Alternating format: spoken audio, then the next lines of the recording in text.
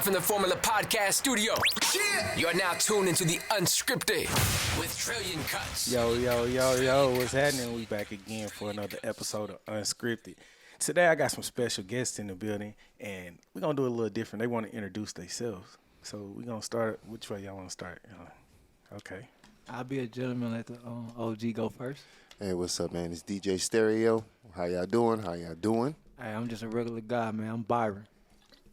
He's Byron. He's being naive right now. He's playing crazy. Man, I'm Shotty Vendetta, man. Big old giant, yo. Mr. You know Norris, the Mr. council Norris, president. the council president, daddy thug and full-time father. I got two on my hip right now. I apologize. You know, I get psyched. But nah, I'm just a regular guy, man. Here with my boy, Trillion Kutz. Yes, sir. Let's get it. Oh, yeah. So how y'all boys doing today? I ain't chilling. You know, we're coming off this, ending off this All-Star weekend. Yeah. It's been a lot going on in the media. Like, we got rap ciphers and shit going on. We ain't even gonna talk about that. We gotta talk about it. Why not? I mean, It won't be unscripted if we didn't talk about yeah, that's what y'all want to talk about. I'm just saying. I mean, this is a hot topic right now. Yeah, okay, well we can do a little brief one on it. What y'all think about it? I ain't gonna lie. I think it could have been a very spectacular show because it was some hard hitters in that video, but I think that beat killed the vibe. Yeah, I think that's what it was too. yeah. And it killed everybody's vibe, and they just had to kind of how to. Yeah, and then like you said, how you gonna throw a Naptown cipher and not have a Naptown beat on that motherfucker? That's what They it should really have should have been. had that. What's that? You talking about the super duck? Yeah, just do that in there and let them go crazy. You know what I mean? So they could have had Hey, but it was a good look though. Shout out for the Yeah. unity. Shout out for it was a good look. I learned a lot of new people. I didn't know a bunch of those people on there. I only knew I like 3 or 4 only people. knew like 3 or 4 too. And other people, I was like, I don't know who they are, but they introduced me to them. So For sure. Yeah. But that character dude, the nigga that got on their ass though. Oh, you talking about Trip the Hippie? Yeah, Trip the Hippie. I ain't gonna boy, cap that's that dude. Hey, there's some talent in the city, man. Yeah. big facts. Okay, but aside from that, now we got that out the way. Let's get to the nitty gritty. I'm gonna start over here. I mean, you know, you in town, Byron fresh in town. Yes, sir. What's good with you though? Like for 15 hours, man. I'm fresh out the car. You know where what you I'm coming saying? from? Houston, Texas, baby. Okay, Houston, Texas. How long you been out there? I've been back in Houston this last year since March. Before that, I was in Colorado for the last 2. Over there, you know, I'm a Roller Stone. You know, I let my hat be my home. But that's an old chapter. I'm more stable today. Got 2 children, beautiful daughters, and came to visit family, friends, of course. Got you. So, yep. So like working down in Houston, like was you down there when they had that hurricane going on? Yes, sir. I was actually I wouldn't call myself a victim, but I was actually a casualty of that Hurricane Harvey situation, and I was affected by it. And I never got no relief from the quote unquote, you know, government. But you know, yeah. So that and the COVID. So like, was you out? Did you run into any like celebs or something? Like, you know, I heard Trey the Truth was out there being Superman. For sure, I actually volunteered with Trey the Truth on the walk up, man. Once again, you know, I'm in the midst of the hurricane actually going on. So my family, like my children, my girl just jumped on the speedboat from the apartment and left. Yeah. I'm at the crib trying to get stuff together, you know what I'm saying? So I finally leave. I ain't got no knowledge of what's going on. Like I'm over here Tarzan on the fence trying to keep from walking through the water. So I cut through the apartments where they was at. So as I'm walking through the apartments, hey homie, you hungry? First thing nigga told me, hey homie, you hungry? I said, nah. You need some help? He like, shit, if you want to help, jump in the back of the truck. I jumped in the back of the truck. Volunteered the whole day. Met Bumpy at the middle school that my daughter was going to, Jefferson. Cool guy, nice guy. Yeah, man, a lot of cool brothers. Got to help all day. Did some real serving food, serving the community, picking people up that was not able to leave their home because of the water. Yeah. So we was out there knee deep, like passing out food, putting people on our backs, putting them in the truck, taking where they gotta go. Yeah, I heard DC Young Fly was out there too with Trey. It was a lot of people out there. They say he was out there passing out meals or something like that. Well, when I was out there, it was me, Chameleon, and Trey in the back of the truck, and then we met Bumpy at the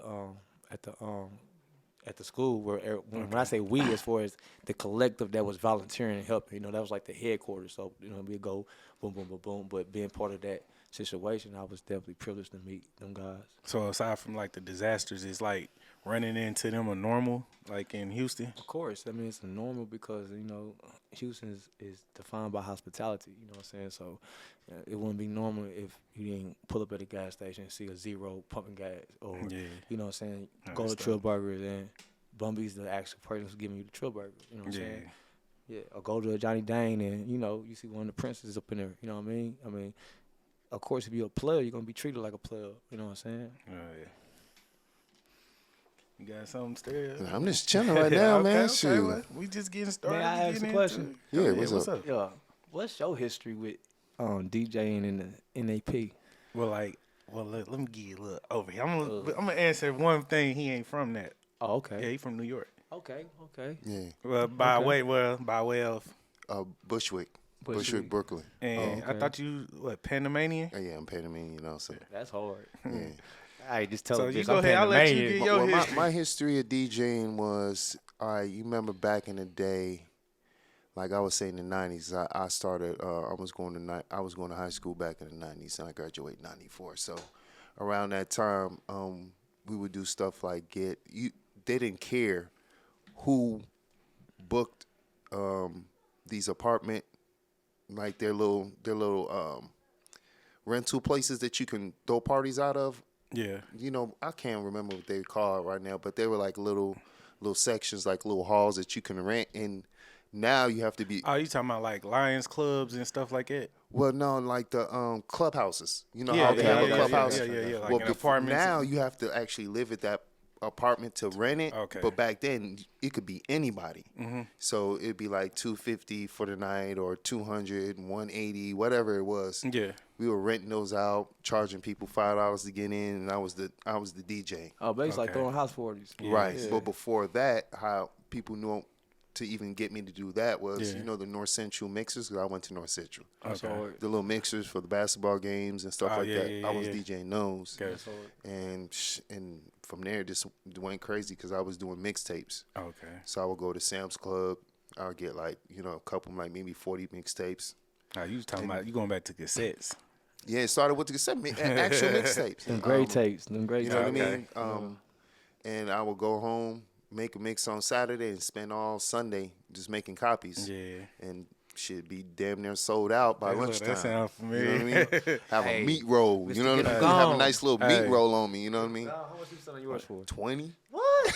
Yeah, back then you can do it. You can do that shit back then. Can I keep it real with you and tell you where I got my idea from? What's up?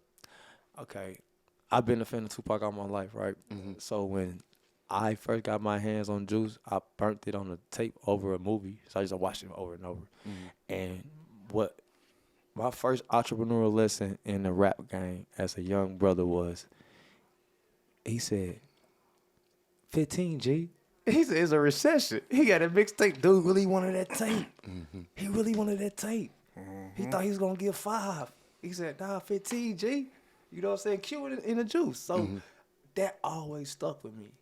I swear to God, it always stuck with me. And I'm going to say that to another story, but if it comes out. So of me creating my first mixtape, you know what I'm saying, which is with this guy right here. So what's your Houston origin? How that start? Born and raised in Houston, Texas. You feel me? Southport. You know me? Harvey Park Hospital. Nigga. Yeah, and I am now. You know what I'm saying? I'm 40th and Arlington, right here in the ghetto, where I pull up everywhere I go when I first get here. You know what I'm saying? Because it's not where you from, it's where you at. And then it's not where you at. It's I go where I'm welcome. You know what I'm saying? But I mean, I had to understand. Like a lot of brothers, I struggle with an identity crisis. So, yeah, once upon a time, it was all I knew now. You know, I mean, as a child growing up, dealing with what I had to grow up in, I didn't dictate my whereabouts. But I'm born from Houston. I grew up in Houston. But I also, based off decisions of people governing my life as a child, it led me here.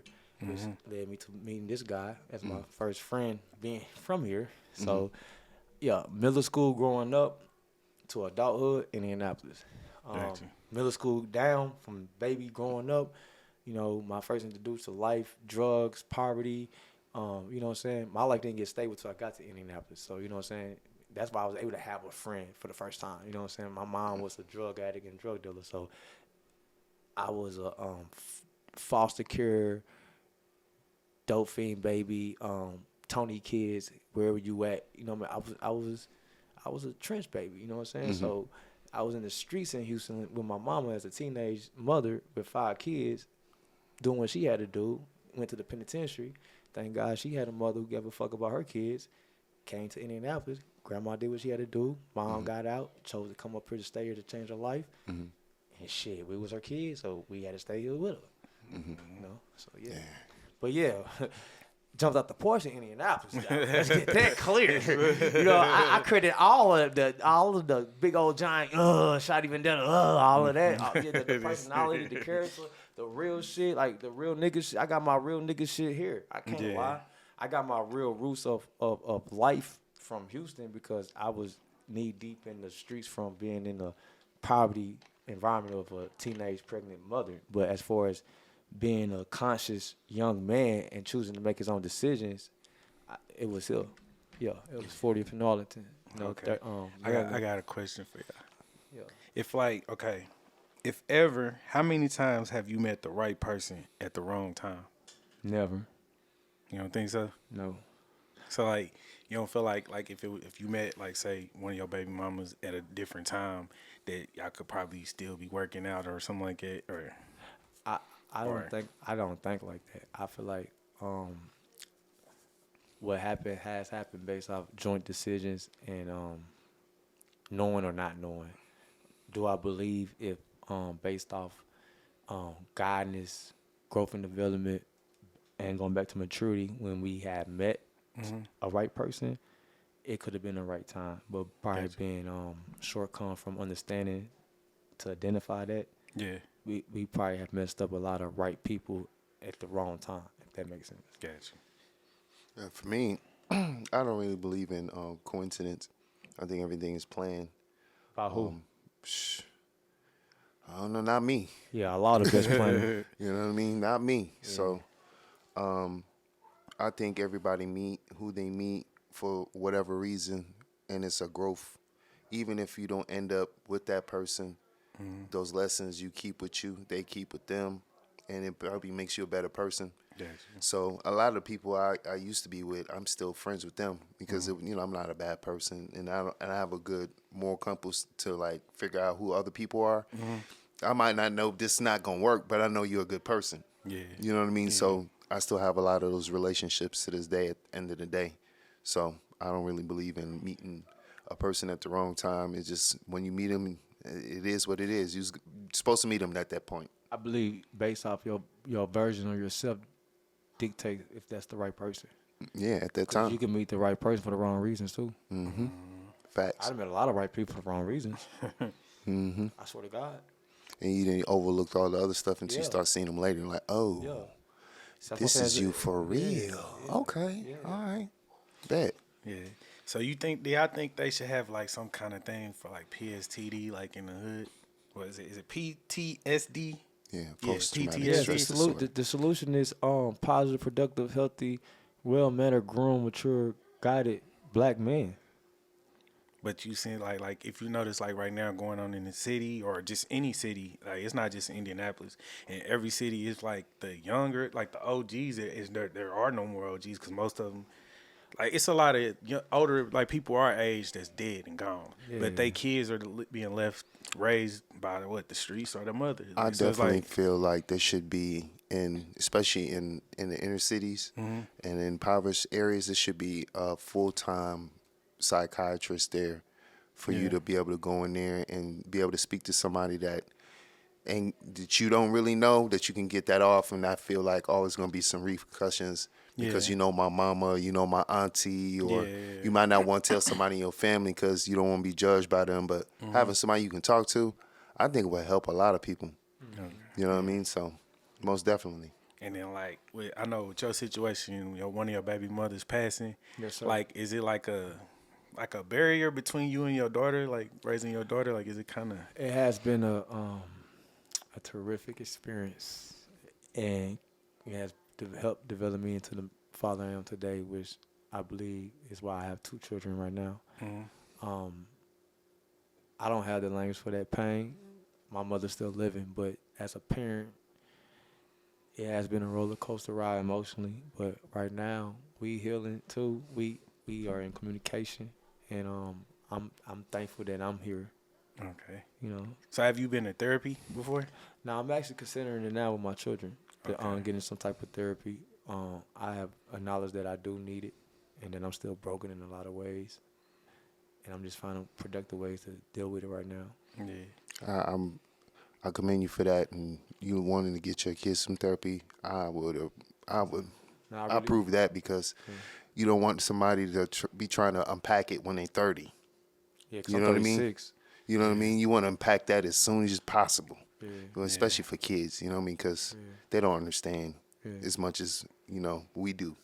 So you can put it in the proper perspective, but for them, they just be lost. So, and excuse me, audience, that's them in the background. I'm a full-time daddy for real. So forgive them. They 9 and 11. They've been in the car for the last 15 hours. I mean, we just got out the car like fresh off the boat. Yeah. So, let's get back on and go into the subject of All-Star Weekend. Have y'all well, you just got here, but did you step out and do anything? I didn't get a chance to do anything, man. Shoot, All-Star festivities brought me some money, so I was busy getting it. So I didn't get a chance to really do anything All-Star related, which I'm kind of sad about. But I'd rather be making some money than spending money. So. That's why I was gonna be doing it. You still gotta invest though, to get where you need to be. I was too busy getting it. I didn't ask for it. For sure. All-Star brought the money. I was a vendor. You know what I'm saying? I can honestly say kudos and shout out to B Swift. I seen he had so many events lined up, and I only went out one day, and I felt it. Like feeling it out. Look at your face. Still feeling it. I'm like, man, I don't see how they can do that party every day. Like I couldn't. That's a rock star life. I don't think I got that in me no more. I'm getting. I don't think they be drinking though. I mean, if he got a sponsorship and shit, you got to drink that shit, don't you? Fake. You put it to your mouth, but you set it down. You don't actually drink it. I mean, but sometimes I think it's just the energy that's required. I know they said 50 be pump faking though. There's a lot of people pump fake. You better pump fake. You better not be out there really turning up at the bar party until you feel survive to 6 o'clock in the morning. Then you gotta get up and do the radio interviews at the next state and shit like that. You use the bottle, but you don't use the real liquor. You know what I'm saying? Thanks. You just pouring everybody else drinks all night. Get you some. It's empty. Yeah, last night I ran into Little Scrappy. I seen that. That's hard. Yeah, he cool. He seemed cool. And the crazy part about it, I know one of his family members. Like his cousin is Joe. Joe, the dude that did my the video, the intricate dialect video. Like he did most of the footage, like the camera footage. One of my favorite songs, by the way. I like. You fuck with that? Yeah, I like that. Yeah, but yeah, he did that. I was so fucked up. I couldn't even mention it to him. I was like, shit. I wasn't nervous or nothing. Like he just a regular nigga to me. Like shit. I was the fishing bowl. And that motherfucker when I walked in that bitch, it was like a lot of old people in there. I had my shit on, so motherfucker was looking like, who is he? Like that type of shit. So when I hollered at him and shit, I gave him a hat and whatnot. I got him a little picture with him, but I ain't get to really chop it up. What's these hats is anyway? I like this black one. Yeah, this my hats. IMAG. It's not IMAG. It's IMAG. Inspire, motivate, accomplish, and grind. Indie made and grown, however you want to call it. Which one for this? We talk about it offline. I need this. I mean, it's online on the website. Yeah, I want this one right here. I want the souvenir. I want the one in person. I don't want an autograph. Got you. And I'm gonna take a picture and post so they know it's real. Yeah, but other than that, like I ain't really do much. Like I DJ 2 events. You DJ, bro? Yeah, DJ. Yeah, I did it was like a concert. It was damn near like a Music Monday type event. It was supposed to be a party, but it turned into that a concert type shit. This nigga trickle out trade. And then I DJ'd a yoga event. Yeah, that was cool. I like the yoga event more than the other one though. What kind of music you play at a yoga event? I mean, it was called Yin and Vibes, where I played like shit like Janae Aiko. Like you know Janae Aiko? Probably know the song. Big Sean girlfriend. Yeah. Is that put that on my? I don't need to, but I want you. That type of shit. Eat the booty like groceries. Okay. I didn't play that song, but yeah. She the one. Yeah, she said that in her music and shit. Okay. I played like Lauryn Hill, like R&B type shit, like just all smooth, smooth music. Smooth love songs. He was on his Alicia knee, I'm Keys, so yeah. bad. It was cool though. It Yoga. was like it's peaceful. It's real peaceful yoga. I encourage everybody to do it because it quiets your mind. I know like doing music, doing all this shit, your mind's constantly racing. It's something always going on from writing lyrics, like when lyrics popping in your head, shit like that. You sometimes you can't write it down, so you got to keep remembering it. But that like yoga, it clears out all that. Like it gives you like a peace of mind, make you. Like you get an air like a it's factory reset. Yeah, you need it though. Like it's necessary. Like that meditation and yoga, like it really like it'll help you out if you try this shit. Like it's like therapy for real. That's really what it is. Yeah, I've done yoga. Like, I've been to a couple yoga classes. You active, or you just like? I know how to do it a little shit. Warrior 1, Warrior 2. I can tell you about poses. Happy baby pose. Downward dog. Okay. You know I know a little shit. So namaste. You know. You can do all that. Orange. Nah, I ain't not nigga. Nah. See, that's what I'm saying. That's a Another level. misconception. Yeah, like that's like that niggas putting their legs over here. Niggas don't do that shit in yoga. Okay. In yoga, it's like it's simple shit. Like I can show you a warrior pose. Like if you want to, I want to, because I thought it was like on like that a warrior pose. You have one foot facing this way, and you have your arms like it. Yeah. So you like this foot is at a 90-degree angle. And you do like that, and then you come back like that, and you getting stretches on shit that you don't even usually get. You feeling something. You'll feel it when you in there. You like, damn, I ain't stretched that part of my body in so long. Bones start cracking and shit, popping and shit. Yeah, like it's like you're like what's that shit? And like how they be doing that shit? What's a chiropractor? It's like that. It's them like that. Yeah, I'm interested. And then they be having like silent moments where you just like lay there and meditate, and you just like you kind of like clear your mind from all the shit that been going on that week. Ooh, I'm about to it's cool though. Like, I fuck with yoga. What made you get into it though? I had a guest on. We was doing Legit Hustle podcast season 1. I had a guest. He used to be like a street nigga, and he reformed and he got into the yoga world. He became a yoga teacher. For sure. And he came on the show. So like now he don't smoke or drink or nothing like that. He drink tea and all that.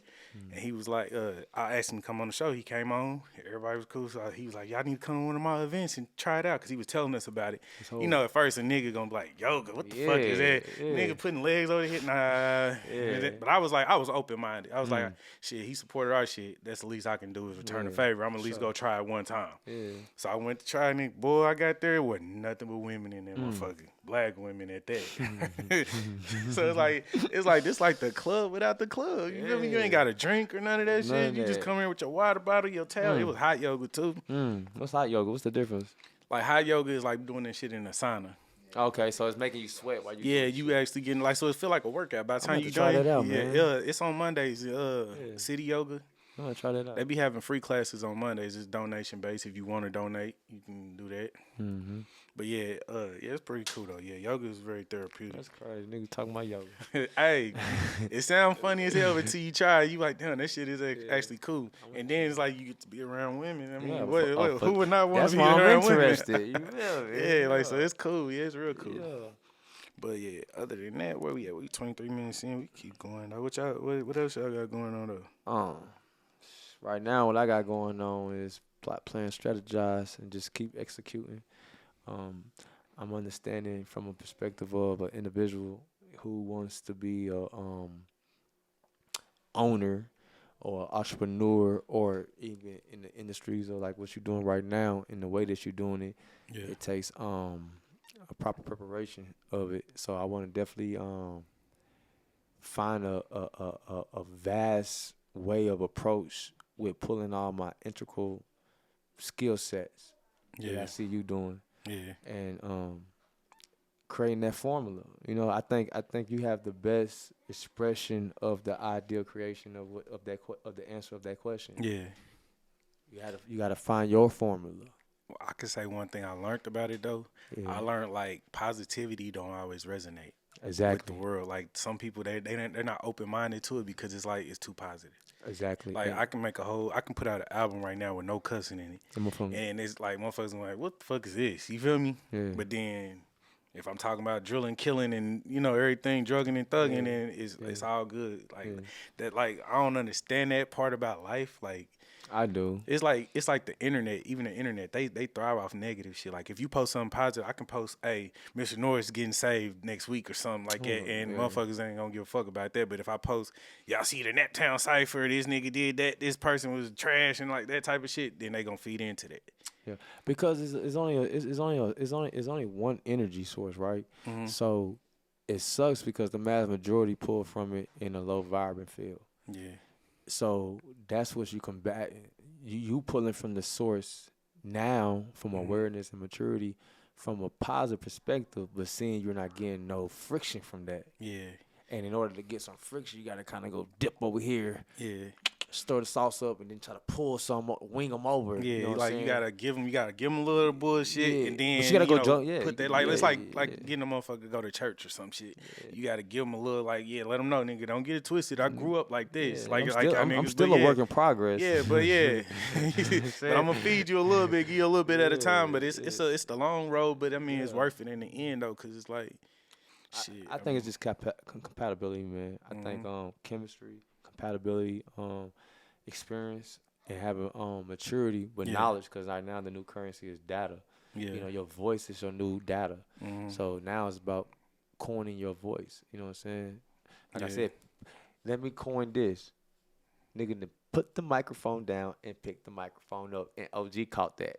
I'm going to get that way later. But for those, think about that. My nigga to put the microphone down and pick the microphone up. And see, like, what I did, like, I came up with the concept of this show. I wanted to do unscripted without no script. We just going to talk about like, shit literally, on the fly. nigga, we just sat down and start talking. Yeah. I got notes and stuff. Don't get me wrong. That's why I just pulled from my notes on a couple things. But, like, for the most, it's like, I look at it like when we was coming up and doing music, we didn't like our OGs didn't tell us, "Hey, nigga, this the wrong way. You doing this the wrong way." Only thing we could do is see what they was doing wrong, and we can digest how we digest and put it out how we put it out. Like, like as far as even hustling, doing whatever you doing, like it's like you seen the outcome of this, that, and the third, or doing whatever. But like with the music, we never had nobody say, "Hey, look, you need to go get your copyrights. You gotta go do this. You gotta go do that." You had one or two every blue moon that pop in, but motherfucker was telling us to copy. Motherfucker was telling us to put it in a piece of envelope, mail it back to yourself, and that's copyright. We literally did that shit. My bad. We literally did. My bad. We literally did that shit, and I think we had it for a while, but thinking we got something going, but really like that shit, and it wasn't valid. Like a lot of that shit wasn't valid. But still, it's like, AKA the poor man's copyrights. Yeah, pretty much. But literally though, and then like that's why I had to step it back. Like I was involved, I got involved in the music industry for a minute, where I felt like I was cultivating myself in that arena in such a way. But like I tell everybody, because when you get inside that loop, you get it. You know what I'm saying? Yeah. You get the idea where you don't need no money. You just need to know how to look like the money, right? You know what I'm saying? Like literally, even if you had the money, right? A nigga with $100,000 can look like he got $1 million easier than a nigga just with $1,000 trying like he got 100,000. See what I'm saying? So when you understand the concept, and then you understand, okay, by being associated with this nigga, and see, they understand the concept. So it's a leverage. You know what I'm saying? It's like free marketing, but it's also free branding, because at the end of the day, your negativity can make my shit pop just as good as my positivity can make my shit pop. So why would I run your negativity way when your negativity is still bringing attraction to my brand? See what I'm saying?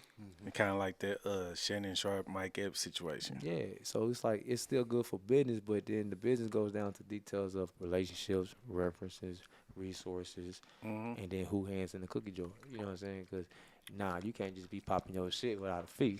You know what I'm saying? You know what I'm saying? And then they get into that arena. So like when you really get into the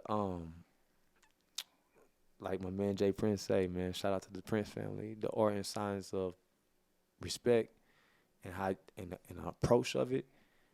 And then when you are able to go from being a fly on the wall into a body to the room, and then you understand that concept go with your move, because it's in the streets. Okay, I want to wake up today and get in the streets, make some money, right? Fuck who I am, what I'm about. It's the same decision that every man got. Now, when you jump in that street, you finna go with your move, right?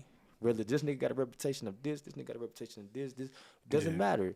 You push yourself at risk as the snitch, the real nigga, the jack boy, the robber, the you know what I'm saying? Everybody is in the same pot. Yeah. But it's all about the friction though. You know what I'm saying? Because like if it ain't no motion with currency, then it ain't no motion at all. You know what I'm saying? So when you learn that and you understand the value of relationships and you able to conceptualize a way where, not I wouldn't say a good impression, but what I would say is a good company, a good reference, a good welcoming, a great acknowledgement. You know what I'm saying? Something like a standing ovation. You know what I mean? To know that you went in a direction where we want to talk about entrepreneur, we want to talk about music, we want to talk about believing in yourself. You know, like I said, me and this brother started with a tape recorder and a karaoke, literally, and his mom and a speaker, you know, and we would record this tape over, trying to perfect the rhymes and the ideal sound of it, in the tone of the music, and then we would take it to school and try to sell the tape. So fast forward, after, like I said, 40 from Arlington, really getting in these streets, really getting a part of the arena of this music, and literally met everybody, been involved with everybody in some length of a rap conversation, of a collab, or let's fuck with each other, or know a nigga name. And I say that because every nigga to share their experience, right, of a compliment, right, but no real involvement, right?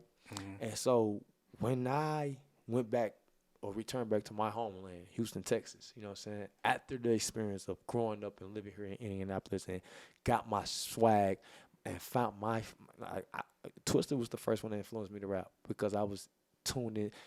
Tupac influenced me by music, but Twisted what really got me picking up that pen because the sound of his voice, of him rapping was unbelievable to me, right? So, and then I found myself, you know, and then I resonated. But what I'm saying is, so when I went to Houston, you know, I made it a conceptual thought. You know, words of bond to my mom, I can tell you that. I just want to meet Jay Prince and get him my CD and tell him, can I be his favorite rapper? Literally, right? That was the thought. That was the statement. I was here thinking that at the Greyhound on my way to Houston with a warrant and a bag of CDs because I was broke and I didn't want to sell dope no more because I was fresh out of the penitentiary. But I was on my dick, 24 with shit. You know what I'm saying? And for some reason, the idea, I was always embarrassed. He could tell you. He just wanted me to go to the mall and pass out CDs, try to sell a CD. I was like, man, let's just pass these hoes out. Because I was too nervous to ask somebody to believe in me and ask them for money. And it took a real life situation. I'm in Florida, right? I got a handful of CDs on me. I got my daughter Promise, who he was speaking about, mother who passed away. You know what I'm saying? At the age of 25, I became a single father of a 6-7-year-old daughter whose mother passed away. So I ain't got no money in my pockets. I want a cigarette. My daughter wants some chips. I got 3, 4, 5 CDs in my bag. I'm fresh off the Greyhound. Now, I know if I apply myself, I can make some money, but I don't really want to do it. The female at school, she done left. The female at school, she done left me with a cord. It's already on E, but I got these handful of CDs. But guess what? I just sold her on the idea. But my daughter really wants something right now, and I got to produce. So we go out to the gas station. I jump out. Guess who's the first person at the gas station? It's a police officer. He's going to give me $20. I ain't even trying to buy a CD. But right there started my real journey of a police officer just gave me $20, and really on the string because I had a daughter right here, and I just said, man, bro, I'm trying to make $1. My daughter wants some chips, man. All I got is a CD. He said, give me a second. Came out and gave me $20. He said, keep the CD. Literally, just told it, and this was my formula. I had something in my hand, so I wasn't asking for nothing. I knew I had a good flow if I can get at least 30 seconds of your airtime. I knew my product was handmade, but I knew it was very presentable. Fourth, I knew that telling the truth would give me a more benefit than try to sell you on the music. I just needed you to like me and believe me and what I was saying. Fuck the CD, right? But knowing that if you will put the CD in and really listen to it, because if I give you a free burger, will you bite it? Or will you appreciate a burger if you gave me $1? Yeah. So I would use that. if I give it to you for free, sir, I promise you're not gonna listen to it. Yeah, you gonna. But if you find a way in your heart to give me at least $1, it's gonna make you want to listen to it because now you didn't pay for this because now it's yours. Mm-hmm. It's gonna have value, and when you really listen to my music, you're gonna see that my music have value. Mm-hmm. And that formula right there led me to sell 10,000 CDs. That formula right there led me past a nigga who was trying to charge me $10,000. I take it to Jay Prince myself. Shit. Nigga Jay Prince found me. You know what I'm saying? Yeah. And when I say that, I mean off energy. I'm talking about, it was attracted. You know what I'm saying? I didn't go looking for rap a lot. I didn't come looking for me. But I had a thought because I understood the concept of what that was in that arena. And nigga said, if you're going to fuck with anything, why not fuck with the muscle, right? And when I mean the muscle, I'm talking about muscle and power and knowledge of understanding how this shit go and how to defend and protect what's yours as far as in the creative space. And if you're going to spend your money and brush shoulders, go brush shoulders. And if you a real nigga, I never met a real nigga who was intimidated to meet another real nigga. Yeah. Like, I'm a real nigga. I'm honored to meet another real nigga with or without a name. I'm going to treat them both the same. You know what I'm saying? But I'm a real nigga. If I know he's the plug and you the middleman, well, I'm going to keep entertaining you if I know I can go around you respectfully and just get straight to it. So when that happened, life happened. And when I mean life happened, nigga, I'm a father first. I have children and life happened. And I had a decision. My Illuminati, because I understand the concept of Illuminati. Was you willing to give up for this shit? And in some cases, it's this other shit that we know about. But the real Illuminati is that shit you and God know. That shit only you and God know. Mm-hmm. You see what I'm saying? Yeah. And God, I knew if I would have walked through that door of fuck what's going on in real life, because I know if I just make it, I'm going to be able to fix this. And I made it. But the relationship I have with my daughter right now, I wouldn't have had. And I probably would have been your favorite rapper right now, famous. But guess what? I wouldn't have been Promise's favorite rapper. She wouldn't give a fuck about who I was on that TV and that I got millions of dollars. And she wouldn't give a fuck. No, she would have gave a fuck about my daddy. Time with you. Yeah. Mama dead and this nigga want to be a rapper. Mama dead, nigga, and you want to be a rapper. You out here still trying to be a rapper. Yeah. And it took a lot to say, nigga, you can be a rapper, but be a daddy first.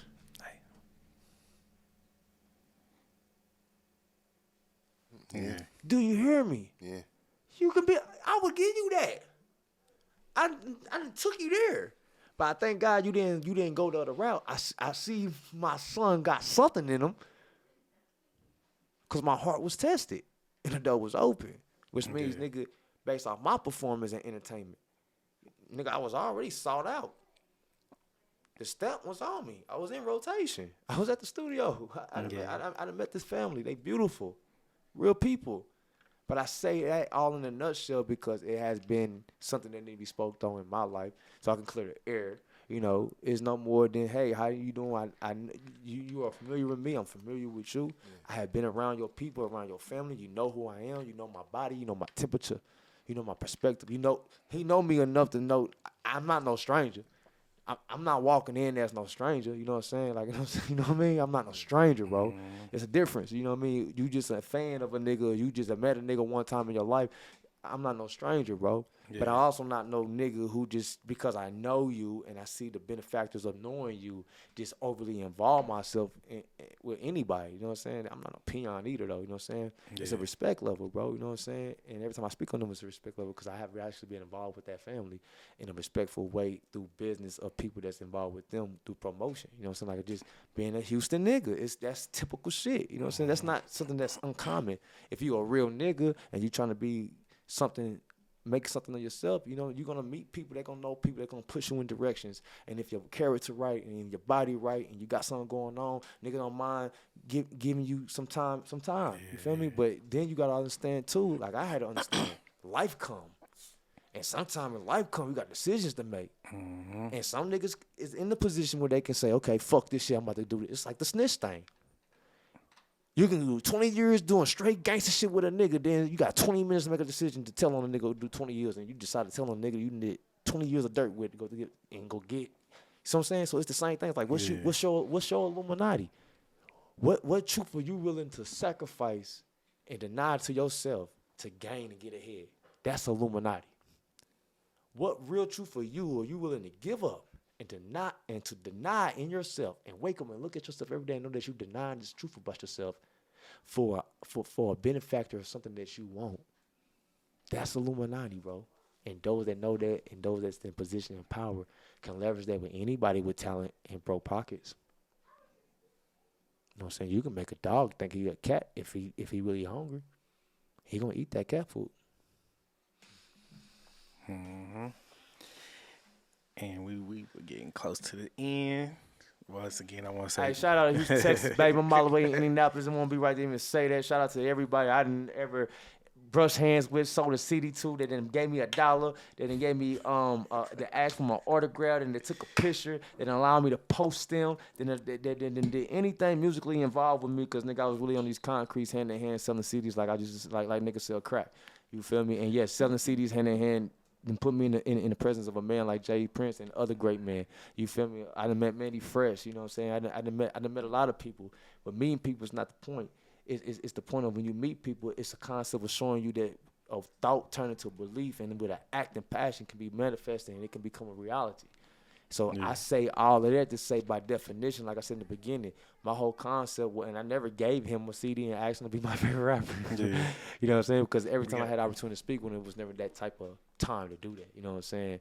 So, but got a book from him, got his autograph, and developed good relationships with the people. And I would like to think of myself as a bridge in a musical way, involving myself with anybody that's on some musical shit when it comes to coming to Houston, if you know me, because I'm a real nigga, and it don't take money to say, hey, I think you should go over there to the studio and go fuck with, or I think you should, you know what I'm saying? It's called guidance and suggesting advice, you see what I'm saying? Yeah. Because I ain't got to oversell it. And I think what we need to do as young people is do what bro doing. Take what she got and present it, and allow a person the privilege to say, okay, I can add value to that, or hey, I see value in that. You know what I'm saying? Yeah. Holler at me when you get your percent up. But I see what you got going on. Keep cooking. You feel me? I fuck with you. Yeah. I salute that. I stamp that. I don't mean to cut you off. We're running short on time, but where can they find you at on social media? Right now, I'm big dash shit, but right now, I'm on Instagram as Hamza Lion Hunter Ali. I'm on my journey right now. Right now, I'm in a relationship with Allah, and I'm in love with it with my daughters. And right now, I'm just showcasing the behind the scenes of a rapper if he got kids, and that's just fatherhood. My next project I got coming out is called Fatherhood, but my writing right now is me living it. If that makes sense. Sterry, where can they find you? You can find me on Instagram as Sterry, STERRY, the DJ, TH2Es, DJ. You can find me pretty much everywhere else as DJ Sterry _ O or DJ Sterry -O on everywhere else. Oh, okay. And you can find me on the Formula TV. Yeah. Shout out Trillion Kutz. And this has been another episode of Unscripted with Trillion Kutz. I appreciate y'all fellas, and we out.